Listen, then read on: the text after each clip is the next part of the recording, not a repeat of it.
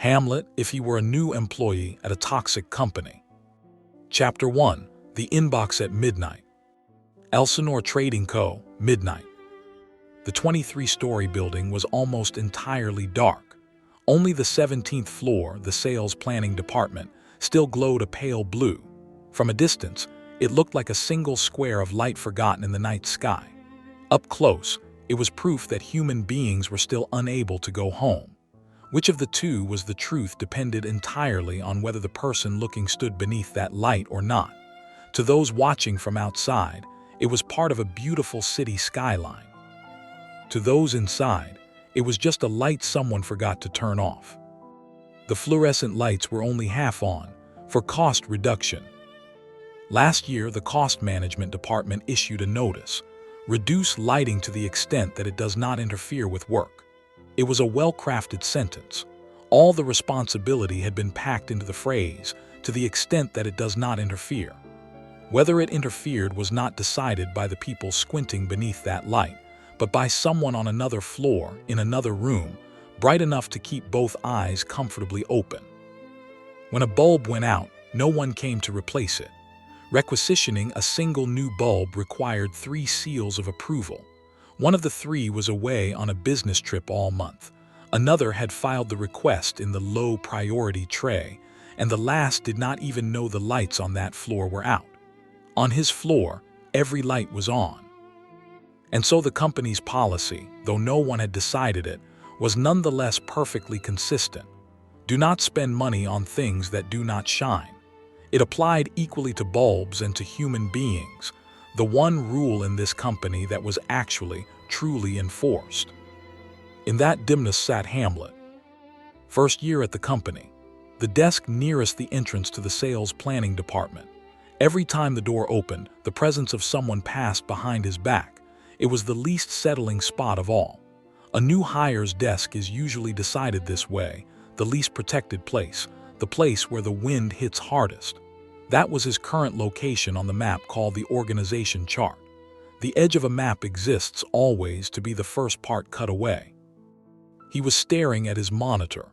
The unread count in his inbox read 999. It would not go higher. The mail software had stopped counting past the 1,000th. Hamlet looked at that number for a while and thought, quick judgment. Maybe the smartest thing in this company is this mail software. It refuses to keep chasing a number with no prospects. It cleanly cuts off a meaningless count. That courage came built into a piece of software worth a few thousand yen. Human beings were not even allowed that much. Human beings were made to keep counting to the very last message. The counting was the job, and by the time you finished counting, another 999 had already piled up. Each message bore its own tag: urgent, please confirm. By end of day, top priority. Everyone was genuinely urgent. Everyone was genuinely top priority. Hamlet sometimes lost track. What does it mean, he wondered, when everything is called top priority? Probably it means the same thing as nothing being prioritized at all. That everything is the most important is just a polite way of saying that, in truth, nothing is. And yet, taking that politeness at face value, people stayed in their seats again tonight. Until last month, this department had a real manager. We will call him the former manager. A man Hamlet had revered like a father, not by blood. It was simply that, back when he knew nothing, left and right, the day he froze at his first client meeting, unable to string together a single word, it was that man who casually picked up the conversation beside him and saved the room. On the way back, the former manager said, "Everyone's like that at first. Don't worry about it." Then, after a pause, he added, "A place where it's okay to fail, that's something the people above you have to create. Under a manager who can't create that, subordinates don't grow. They get worn down before they grow." Back then, Hamlet didn't fully understand the second part. Now he did. He understood it painfully well.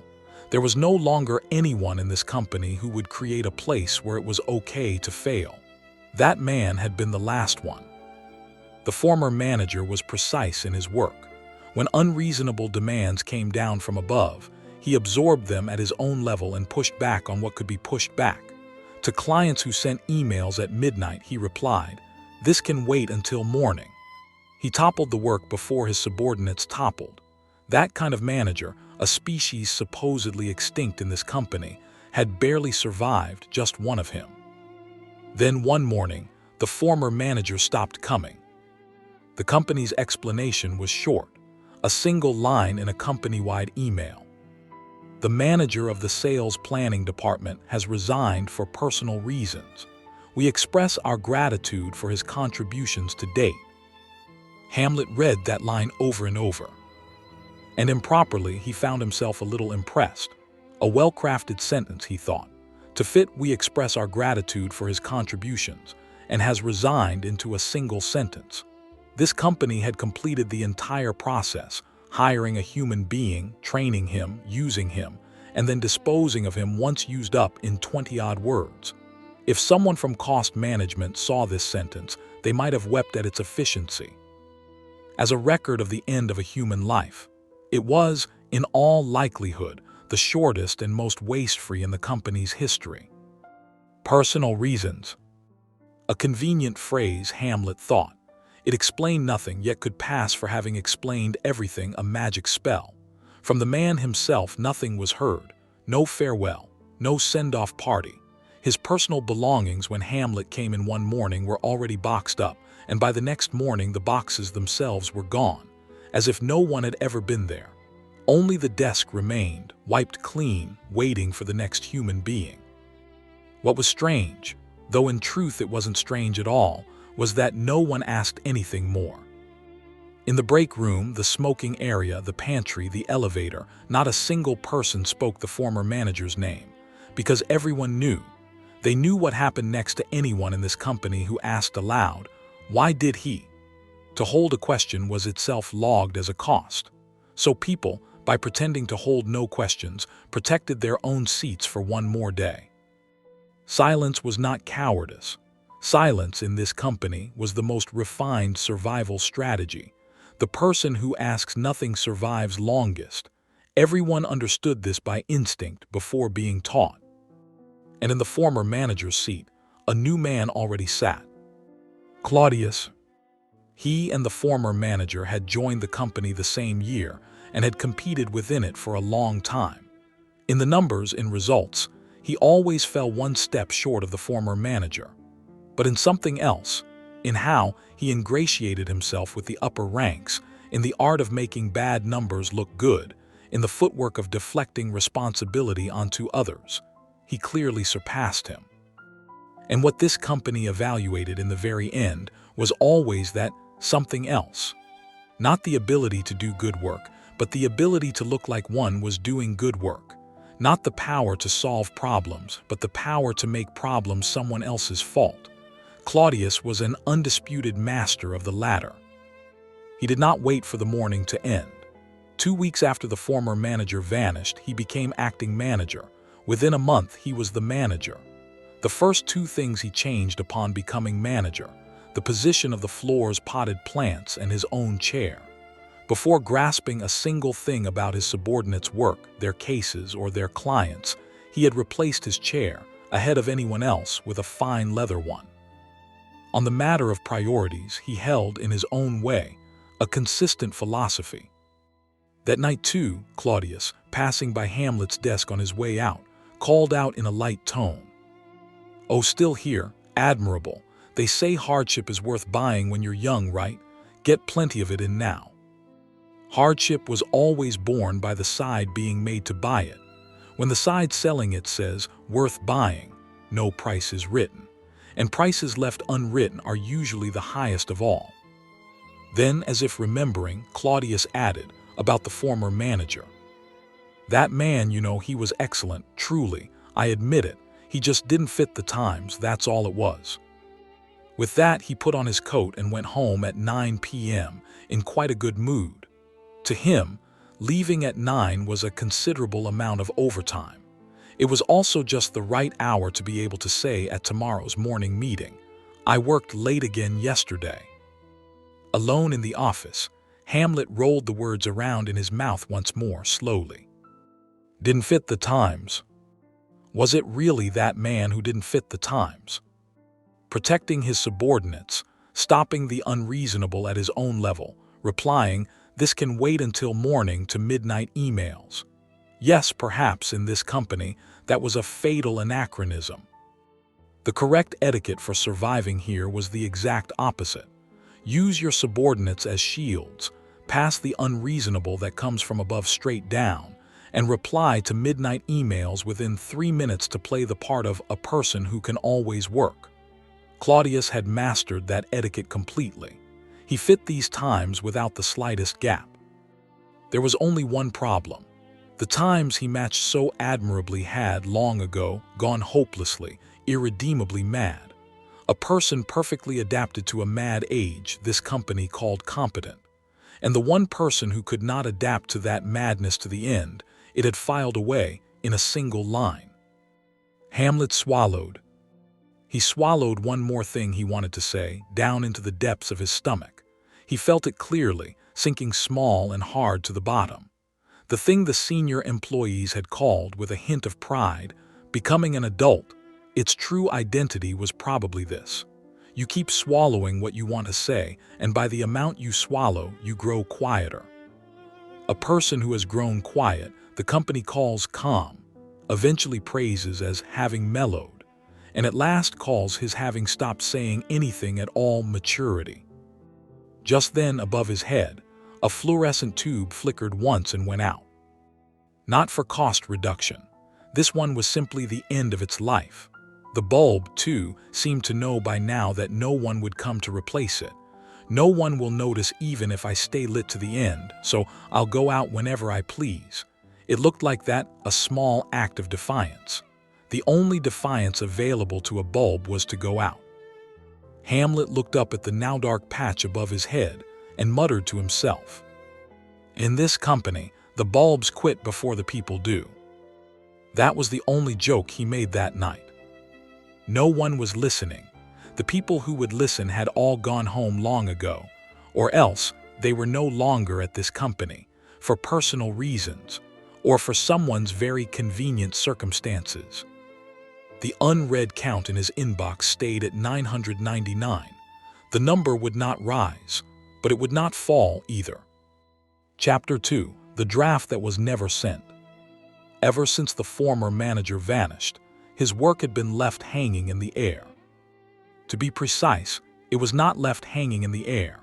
There was no such thing in this company as work that was allowed to remain suspended. Suspended work always falls to the lowest point, as natural a law of physics as water flowing downhill. And the place it falls to is, as a rule, the desk of the newest, least able to refuse human being. Hamlet, could you organize the former manager's shared folder? Nobody knows what's where in the handover materials. It was his direct senior who said it. Not a bad person, rather the kind sort. It was just that in this company, a kind senior meant someone who could hand the work he didn't want to do to a junior with an apologetic look on his face. Being able to feel guilt meant some conscience still remained. And the more conscience a person had left, the more politely, by exactly that amount, he handed off his work. Oh, of course, keep your main duties as they are.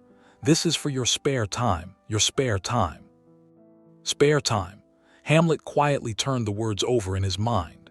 In this company, spare time meant from midnight to midnight. A day had 24 hours and all of them were spare time, because his main duties had no defined end.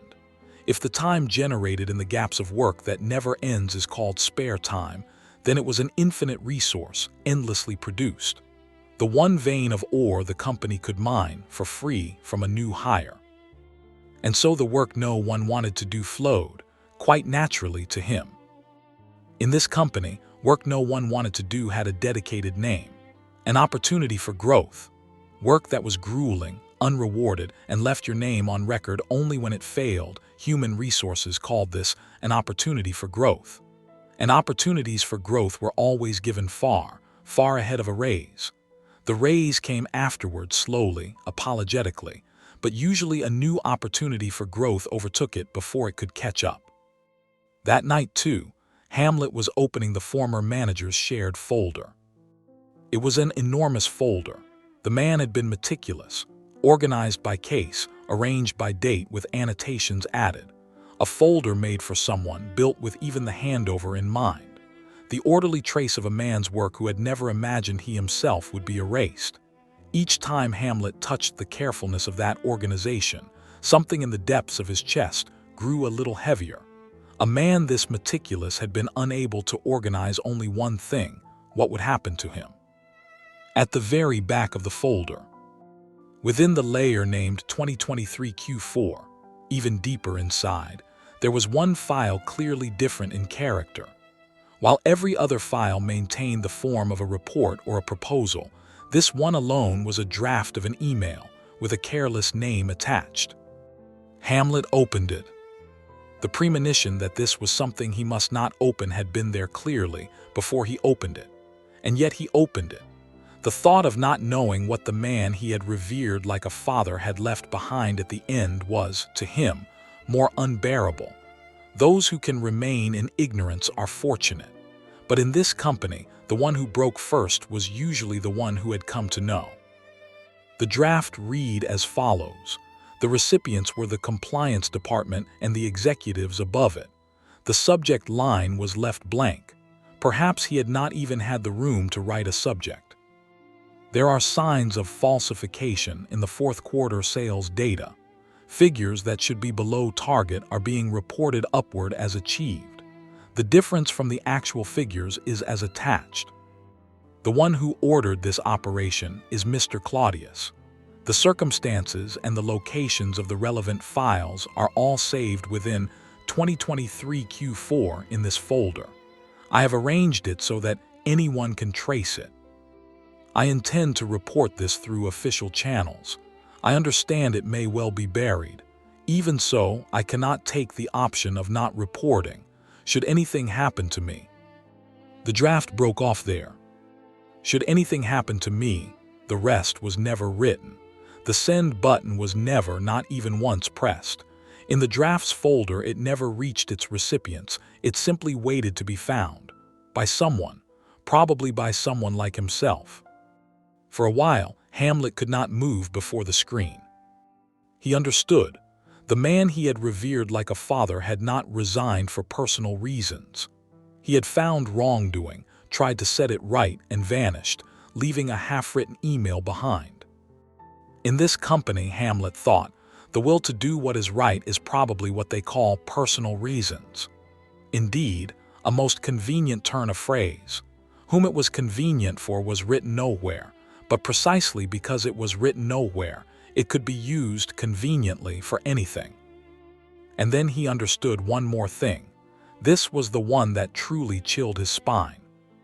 From the very moment he opened this draft and came to know the location of this evidence, he too had been automatically registered, without his consent, without his signature, on the list of people who could become a personal reasons resignation at any time, and no one would think it strange.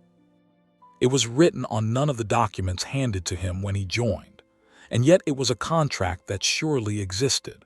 One who has come to know can no longer return to the days before he knew. In this company, the heaviest duty of confidentiality was hidden not in a contract, but at the very back of a shared folder. Hamlet closed the file. Then, just in case, he started to check whether any record of his having opened this file just now remained anywhere and stopped his hand. The act of checking would itself become a trace. In this company, worrying about something and moving because of it, that very movement was the first thing to invite suspicion. So the safest thing was to put on the face of having seen nothing and to continue, perfectly, the act of a person who knew nothing.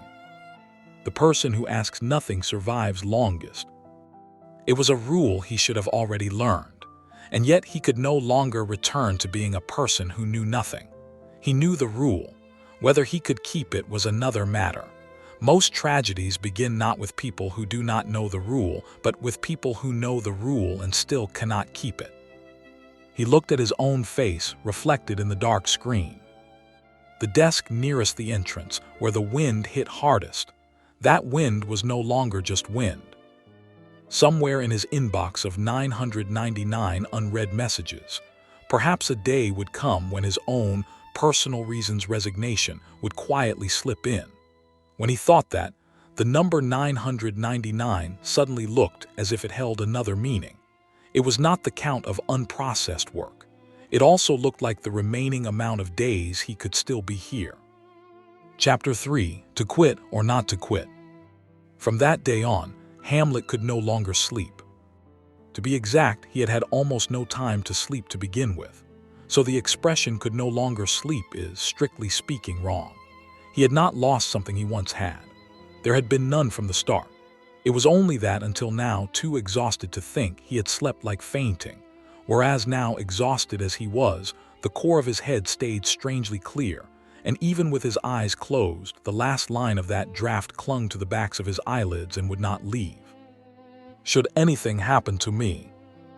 Again and again, Hamlet tried to write the rest himself, but he could not, because the one who could write that rest no longer existed anywhere in this world.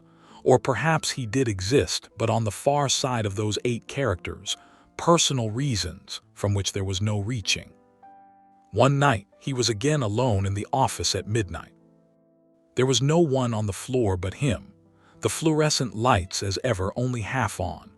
The bulb above his head, gone out the other day, had still not been replaced by anyone. In the dimness, he sat at his desk and to no one in particular spoke aloud. To quit or not to quit, that is the question. Saying it, he laughed a little. Quite a grand turn of phrase. And yet, to him now, it truly was the biggest question of his life. He did not yet know that half the people in the world muttered the exact same question, without voicing it, every morning under their blankets. Whether, he went on, to stay silent, carry one end of the wrongdoing, pretend not to see, and live pecking at the meager bait called a monthly salary, or to expose it all and dive, utterly alone, into the bottomless sea called the organization. He gazed at the cold coffee on his desk, the free coffee the company proudly provided as a welfare benefit, proof that it cherished its employees, the HR people had said at the orientation. The free coffee was indeed appreciated. It was only that the time to drink it was not free. The company handed out the coffee for free, but did not hand out the margin to savor it. To die, to sleep. That is all. No, that's wrong, he said, shaking his head. Not to die, to change jobs. Change jobs is the right word. If only I change jobs, this unreasonableness, this endless unpaid overtime, these morning meetings that only grind the spirit down, these numbers reported as achieved that are not achieved, all of it ends. Ah, what a devoutly wished-for conclusion. As if falling asleep, everything ends. Having said that much, he fell silent again. But there one flinches. This is it, he thought. Always here it stops. The place where every corporate slave stops forever, just before the registration button on the job change site. After quitting the company, just what nightmare lies waiting? Won't the next workplace in the end be just as toxic? No, seen from outside, every company says fine, upstanding things as if stamped from the same mold. An open workplace. Employees first. A homey atmosphere. This company, too, had it written on the recruitment page. Homey. Indeed, in the sense that you cannot go home, the workplace had become home. He mocked himself. In the office where no one listened, he alone laughed quietly at his own joke. And in the interview, you will always be asked, your reason for leaving your previous job. What am I to answer? My superior committed fraud and the man who tried to set it right was erased. What company would hire a person who says such a true thing? The truth was the single thing hardest to write on a resume. The more a career was plastered over with lies, the better it passed. Honesty was nothing but a deduction in the job market. And so, he said, exhaling deeply, in the end, we remain corporate slaves bound to this seat. The one who thinks too much cannot submit a resignation. Resolve fades little by little during exactly that span of brooding, and by the time you notice, Monday morning has come again. He looked out the window, countless squares of light in the sleepless city. Some of them, surely, were the lights of people like him, muttering the same thing. Monday, he said, comes without fail, though no one has summoned it. It comes every week without missing, though no one has asked it to. The most diligent thing in this world is, perhaps, Monday. Only Monday has no paid leave. Only Monday holds no concept of unpaid overtime. Monday simply comes, no matter how hard we wish it would not. For a while he was silent. Then slowly he reached out his hand to the mouse. Where his finger went was not the job change site, not the job search page, nor the resignation agency site, nor the consultation desk of the Labor Standards Inspection Office. His hand opened the materials file for the meeting that began at 9 o'clock the next morning. Hamlet began to make them, plainly, accurately, more carefully than anyone, because he was an excellent new employee. To be excellent, that in this moment bound him most deeply to this seat. Had he been incompetent, he might have been thrown out long ago. Excellence was, at times, the sturdiest chain. The sky had begun to whiten. He had posed the question of to quit or not to quit, posed it splendidly, with exactly the same weight as that Prince Shakespeare wrote. And without producing an answer to that question, he simply made the materials again. That perhaps was the most honest answer of this age. There are many who pose the question, but those who can actually produce an answer through action are almost none. Most people spend their lives in the long gap between the question and the answer. And that gap people called life. The unread count in his inbox had risen again. It stayed at 999, but he knew. Behind it, the number that could no longer be counted was quietly, surely, going on increasing. Chapter 4: The Trap. From the next day on, Claudius became strangely kind to Hamlet. It began suddenly, one morning. There was no warning. A hand was simply laid lightly on the shoulder of Hamlet as he arrived. Hamlet thought he would remember the weight of that hand for the rest of his life. A hand in the shape of kindness was something to be guarded against far more than a hand laid on the throat. Hamlet got a minute. He was called to the manager's office. A new hire called alone into the manager's office. That alone sent a faint ripple through the air of the floor. No one looked up, but he could tell that everyone was straining to listen. In this company, when it came to pretending to see nothing, every person was a master. While pretending to see nothing, they saw everything. Claudius sank deep into his fine leather chair and offered Hamlet the chair across from him, a little lower. The difference in the height of the chairs was, usually, the difference in standing, just as it was. In this company, furniture spoke eloquently of rank. Before words, the chairs explained everything. "You know," Claudius began genially, "I've had my eye on you for a while. Your work is careful and you pick things up fast. The former manager thought highly of you too. That man had a good eye after all." He spoke the former manager's name quite naturally, the name no one on the floor would ever utter. It was a calculation, meant to put the other at ease. A wordless message. "I'm not hiding anything about that man." Pretending not to hide was the most refined method of hiding the fact that one was hiding. "How about it?" Claudius said, leaning forward. "I'm thinking of pulling you up to report directly to me on a special project. This isn't the kind of work you'd normally hand a new hire, but I'm betting you can do it. So, are you up for giving it a try?" A special project. Something cold ran down Hamlet's spine. He had already seen many times the kind of work in this company that had the adjective special attached to its head. And that special work had, without exception, a common property. No one wanted it, no one was rewarded for it even when it went well, and only when it failed was the person in charge's name clearly left on record. Special, in this company, meant to narrow down in advance where the responsibility lies to a single person. Credit became the organization's, failure became the individual's.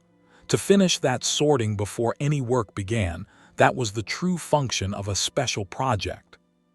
Claudius's aim was, to Hamlet plain to see, to keep him at hand, to keep him always within sight, to keep him away from the former manager's shared folder, to never again let him near that 2023 Q4, and if possible to slip the new hire's seal, one or two, somewhere into the falsified documents, so that when everything came to light he could say, "Look, this new hire was involved too," as a weight to sink him along with the rest. An accomplice made the finest hostage. Kindness, Hamlet thought, looking at the genial face across from him, was in this company the most dangerous of expenses. For kindness handed out for free, an invoice always came later, and on that invoice no amount was written. Precisely because none was written, it could be made as high as one liked. "I'm honored." Hamlet bowed his head. His voice did not tremble, quite something he thought of himself. In a year he had grown remarkably skilled. The technique of not showing one's true feelings on one's face. The technique of saying what one does not think as though one thinks it. That was the one training this company drilled into its employees, free of charge and thoroughly separate from the salary. It was far more practical and far more useful than the business manners training given when joining. "I'll do my utmost to fulfill the role." One more swallowed word sank to the bottom of his stomach. He no longer knew which number it was. Claudius nodded, satisfied. "Good, a fine answer. I'm expecting great things." And finally he added in the light tone of small talk, "Oh, and you've still been organizing the former manager's shared folder, haven't you? That's enough now. I've decided to leave it to general affairs. From now on you've got more important work after all. No need to keep staring at what some old relic left behind. Look forward, forward." In that moment, Hamlet was certain. It was known that he had opened that folder, or at least that he might have. Claudius knew it, or at the very least suspected it. That was why he had come to peel him away from the folder, with a cage in the shape of kindness called a special project. Look forward. I see, Hamlet thought. In this company, look forward meant don't look back, and don't look back meant don't remember the people who were erased. As long as you face forward, you need not see who is buried beneath your feet. Hamlet finally understood why the company so eagerly recommended that its employees be forward-looking. A forward-looking employee does not dig up the past. A forward-looking employee was the easiest of all to handle. When he left the manager's office, everyone on the floor returned their gaze to their monitors all at once. A fraction of a second too late. That they had been looking his way was made plain by that slight delay. Hamlet returned to his seat, the seat nearest the entrance where the wind hit hardest. But that wind was no longer the wind blowing in from outside. The wind blew from within the company, and that wind had surely begun to blow, aimed at him alone. On his desk, his inbox added one more unread message. Sender Claudius. Subject, urgent/top priority regarding the special project. The sound came of the first lock of the cage being turned. Chapter 5. Those who are dragged in. In the same department, there was a colleague named Ophelia.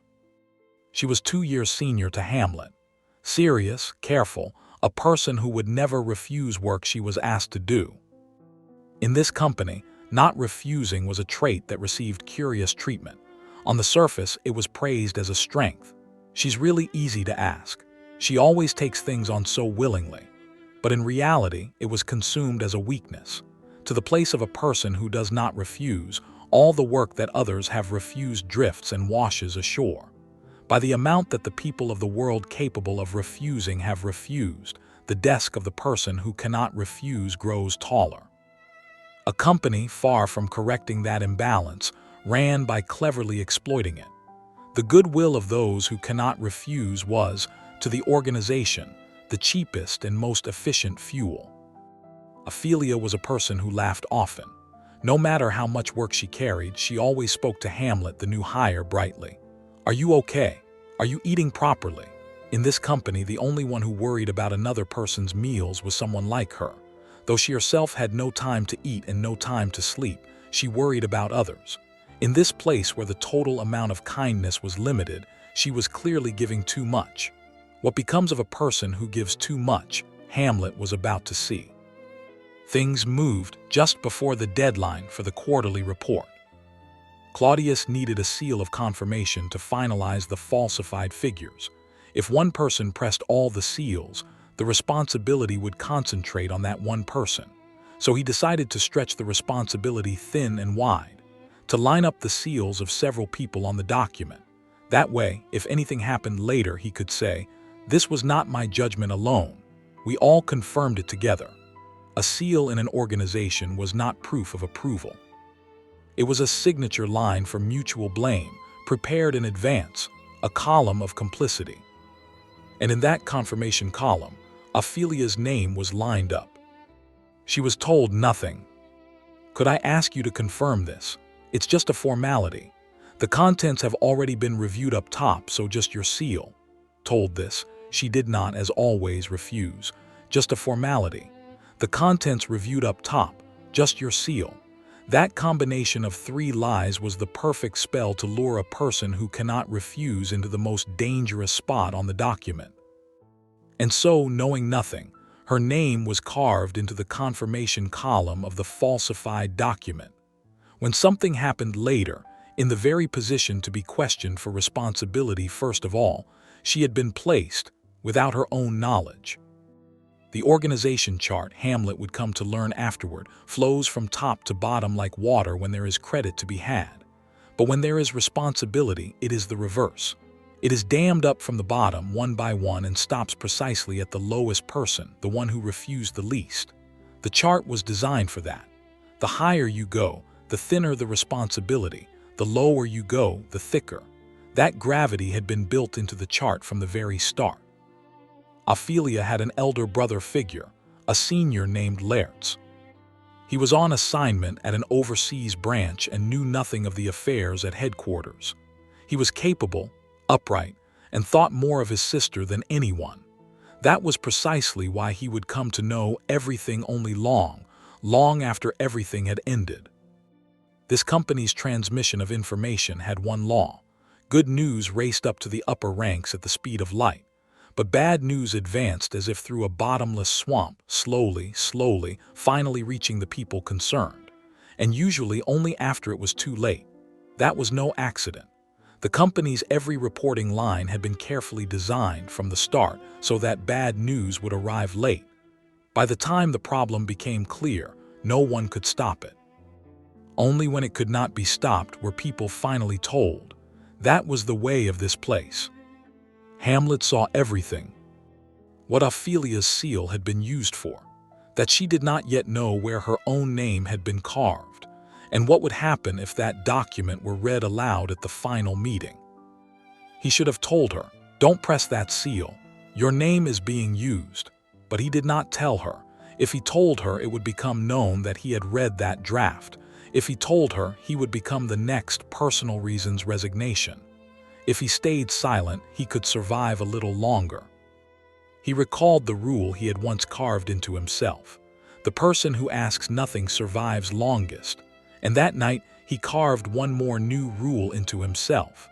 The person who says nothing, too, survives longest. It was a correct way of living in the world. Perfectly correct. And by exactly the measure of that perfect correctness, he drew, little by little and surely, away from that send button which the man he had revered like a father could not, at the end, press even at the cost of his life. The former manager could not press it, but he tried to. Hamlet did not even try. That difference sank in the depths of his stomach, heavier and harder than any of the words he had swallowed until now. It was no longer even a word. It was the weight of the silence he had chosen for himself. That day, too, Ophelia spoke to Hamlet on her way out. "Hamlet, you look pale. Don't push yourself too hard, okay? Are you sleeping enough?" Not knowing even where her own name had been carved, she worried about others to the very end. Hamlet answered, "I'm fine." That was all he could convey to her, while the one single thing he truly should have conveyed, he could not to the very end. Chapter 6. The Final Meeting. The quarterly business report meeting. It was the most ritualistic day in this company. Employees, who on ordinary days were crammed into the corner of the floor beneath dim fluorescent lights, were on that day alone summoned to the top floor, to the bright meeting room where one could keep both eyes open. The executives lined up, side by side, at the head of the long table, in leather chairs. The fluorescent tubes above their heads were not missing a single one. Cost reduction did not apply to this room. Do not spend money on things that do not shine. The reverse of that rule was here.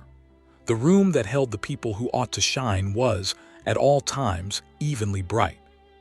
Claudius was the star of the day. He stood up boldly and pointed to the graph projected on the screen. Every item drew a beautiful, upward-sloping curve. Sales Planning Department, fourth quarter, all items target achieved. A satisfied sigh leaked through the meeting room. The executives nodded, deeply, many times. One whispered something to the one beside him, and the two laughed quietly together. Hamlet watched it from the lowest seat, and he noticed no one was looking at the contents of the numbers.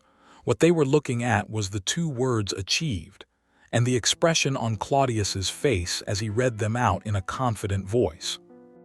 In this company, Hamlet thought, what was evaluated was not the contents, but the loudness of the voice in which the contents were spoken.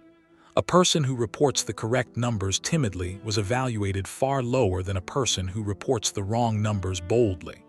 The truth has a small voice. A lie always had a large voice that carried well, and the people of this room had been trained over many years to believe only the large voice. The document with Ophelia's name lined up in the confirmation column was, right now, about to be approved. In Hamlet's hands was everything. The former managers never sent draft, a copy of it, the evidence of falsification left in the folder, the difference between the actual figures and the reported values, the record of who rewrote what and when. Everything the man he had revered like a father had organized and left behind at the cost of his life. He stood up. The sound of the chair scraping the floor rang out strangely loud. The gaze of everyone gathered on the new hire in the lowest seat. The smile vanished from Claudius's face for just an instant. "Those numbers," Hamlet said, his voice came out clear to his own surprise, "are falsified. The actual figures for the fourth quarter do not reach the target. They diverge greatly from the reported values, as shown in the attached difference. The one who ordered the falsification is." The meeting room fell silent. That one moment of silence Hamlet would never forget for the rest of his life. In that silence, he felt he heard the sound of that never-sent email finally gaining its rest. "Should anything happen to me, the rest of it I am writing now." So he thought. The send button the man he revered like a father could not press, I am pressing now. So he thought. But what happened after that was utterly different from what he had imagined. The executives did not flinch. They did not panic. Not one turned pale. No one tried to snatch the documents to check them. No one pressed Claudius for an answer. In the meeting room, only a long, awkward silence flowed. Before long, one executive at the head of the table let out a deep sigh. It was not the sigh of a person who had learned of wrongdoing and been shocked. It was the sigh of a person worn out by the appearance of someone who couldn't read the room. And he said quietly, "Is that something that needs to be said here in this place?" For an instant, Hamlet could not grasp the meaning of those words. Another executive continued, in a calm, admonishing tone. "Listen, son, if it's recorded as achieved, then that's fine, isn't it? Who does it trouble? The clients, the shareholders. No one is troubled, not now. It's been made this way precisely so that no one is troubled. If you overturn it now, everyone here will be troubled. You understand that, don't you?" Hamlet stood frozen. And in that moment, he understood everything. More deeply, more accurately than in any moment until now. The reason the wrongdoing in this company had not come to light was not because no one had noticed. Everyone had noticed, from the start. The executives, the managers, the neighboring departments, probably almost everyone in this meeting room knew that those numbers were a lie. Knowing it still, every one of them kept their mouth shut. They decided to make it so they had not noticed.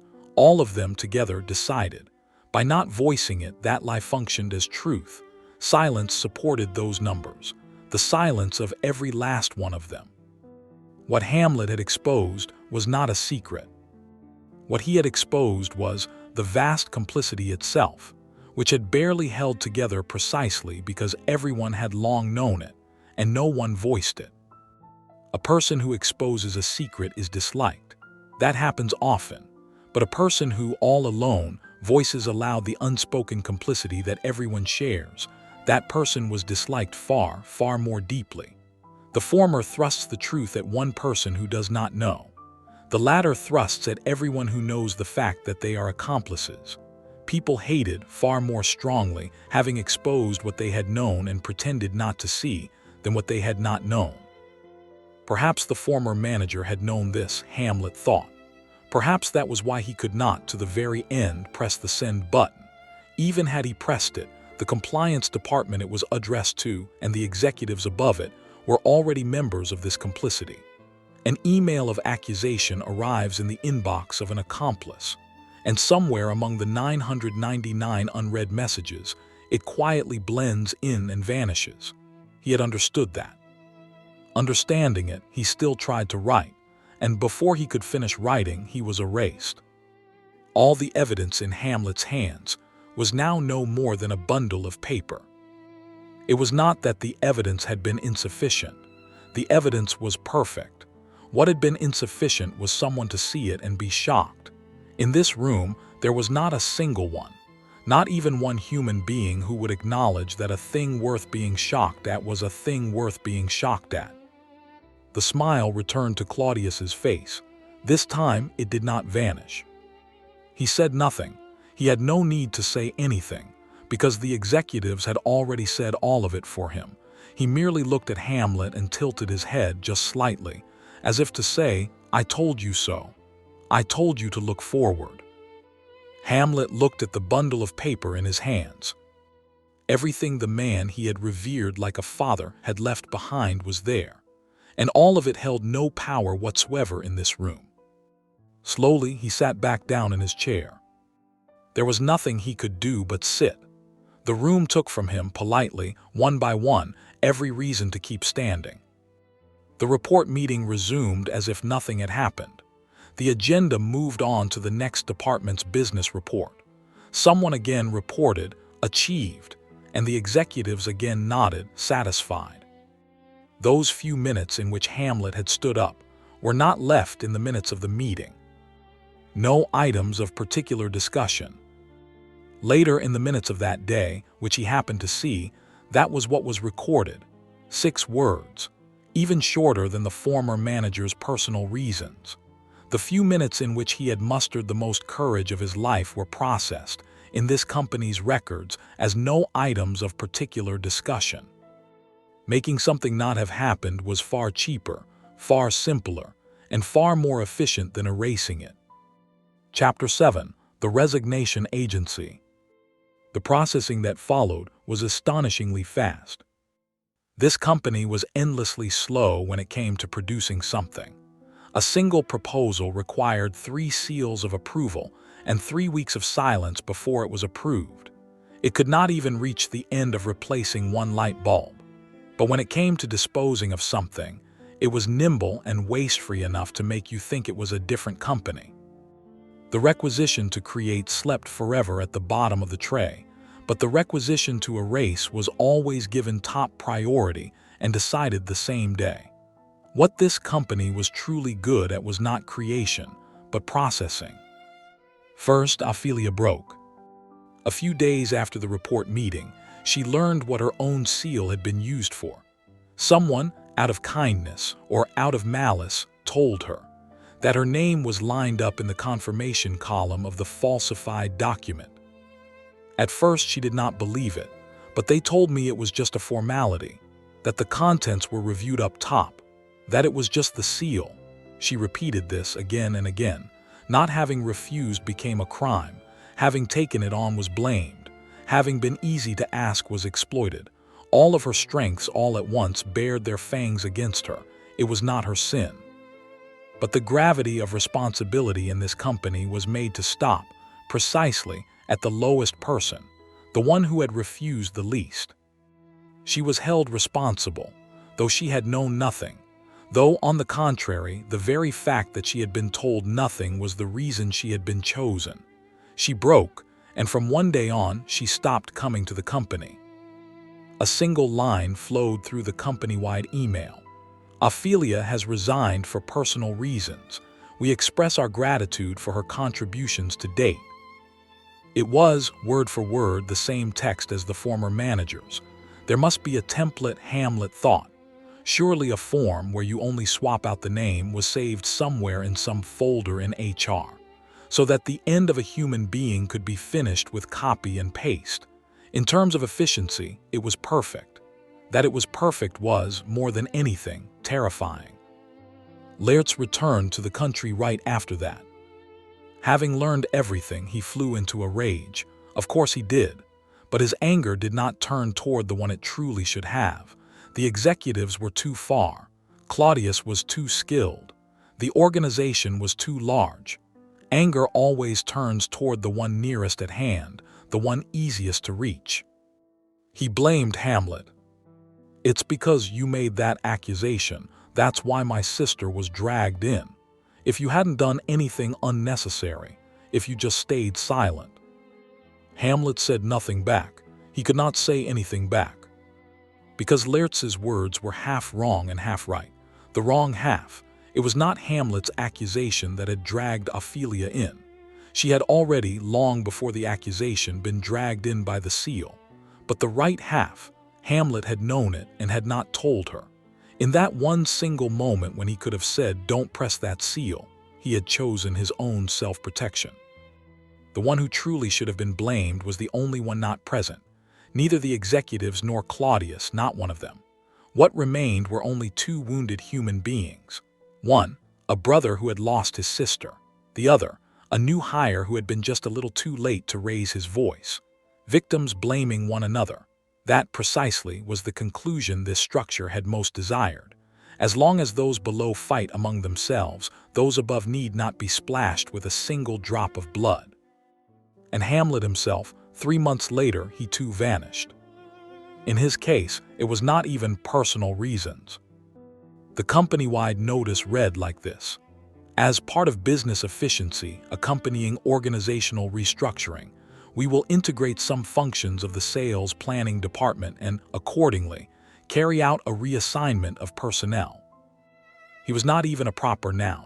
He was some functions. He was personnel. He was the object of reassignment. The former manager, even so, had received a line, a name, and the single phrase gratitude for his contributions. Ophelia, too, had received the same single line, but Hamlet was no longer even a line. He was a single item with no one's name written on it within the long sentence called organizational restructuring. A fragment that did not even amount to a line of optimized cost. When a person is erased, first he loses his name. Next, he loses his line. At the last, he ceases even to be a sentence and becomes merely a single deleted cell in a spreadsheet. He had reached that final stage. And Claudius was, that quarter, commended as the manager who had achieved the highest results. With the falsified numbers, just as they were. The certificate of commendation read like this: in recognition of accurate business management and of outstanding skill in organizational operation, this commendation is awarded. Accurate business management. Later, Hamlet saw a photograph of that certificate, printed in the company newsletter, and for the first time in his life, he was genuinely impressed with this company. This company's sense of humor was in the single respect that the people themselves were entirely unaware of it, far higher than that of any comedian out there. To award the prize for accurate business management to the man who had ordered the falsification, without a shred of malice or irony. It was not a sentence one could write on purpose. It was the ultimate irony, writable only by a person who, from the bottom of his heart, truly believed it. The day of his resignation. Hamlet packed up his belongings. One cardboard box was enough. What he had piled up at this company in 1 year did not amount to even a single box. The rest had all sunk as swallowed words to the depths of his stomach. That would not fit in a box. That alone he had no choice but to carry home. Before leaving the floor, he looked back at his own seat, where he had sat for 1 year. The seat nearest the entrance, where the wind hit hardest. The fluorescent lights above were, as ever, only half on, but the bulb directly above his seat had not gone out to the very end. A different tube from the one that met its life's end beside him that night. It had looked down on him for a year, and to this day, the day he departed, it had never once gone out. How ironic, Hamlet thought. The only thing in this company that was, in the end, neither used up nor cast aside was that one bulb. The people were thinned by half, but that bulb alone stayed lit to the end. What this company had truly cherished in that single light, that one bulb, it all seemed to become clear. The instant before the elevator doors closed, Hamlet suddenly thought of one single thing he could say to himself on his first day. To himself on that day, if not exactly full of hope, then at least to the self who had not yet swallowed anything. Quit on the first day. That was the answer to everything. To quit or not to quit, the biggest question of his life, which he had posed that night in the dark office. Its answer was this simple and should have been produced this early. He had paid 1 year and an irreplaceable part of his 20s and the heart of one good colleague, and had, at last, arrived at that answer of a single line. As tuition, it was far too expensive. But among the many opportunities for growth this company so generously gave to its new employees, it was, without doubt, the most valuable one. Ironically, truly ironically, the elevator doors closed quietly. The monitor at the desk he had left still glowed faintly. There was no longer anyone to turn off the power. On that screen was displayed the inbox he had, to the very end, been unable to clear. Unread 999. The number would not rise, but it would not fall either. Before long, someone would again sit in this seat, the seat nearest the entrance where the wind hits hardest, and that someone, too, would again begin counting this number, 999, from the start, until the day they noticed that there is no meaning in counting. The end.